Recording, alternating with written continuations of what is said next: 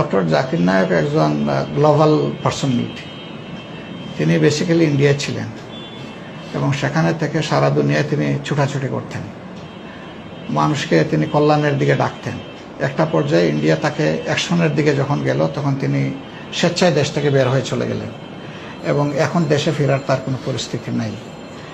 তিনি এ পর্যন্ত আমাদের জানা মতো তিনি কোনো মানুষের কোনো ক্ষতি করেন নাই, বরঞ্চ অনেক মানুষের বিবেকের চোখ খুলে দেওয়ার জন্য অনেক কিছু মানুষের হাতে উনি তুলে দিয়েছেন।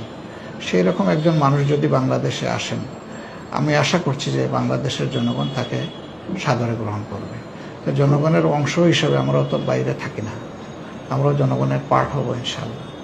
আপনারা প্রটোকল দেওয়া বা প্রটোকল আসলে বলতে যেটা, এটা আমরা নিজেরাও কারো কাছে চাই না, আর তার মতো একজন লোক কারো কাছে প্রটোকল চাইবেন সেই মানসিকতার মানুষ উনি না। তবে জনগণ তাকে যদি অভিনন্দন জানায় সেটা ভিন্ন কথা, এটা তো জানাইতেই পারে না।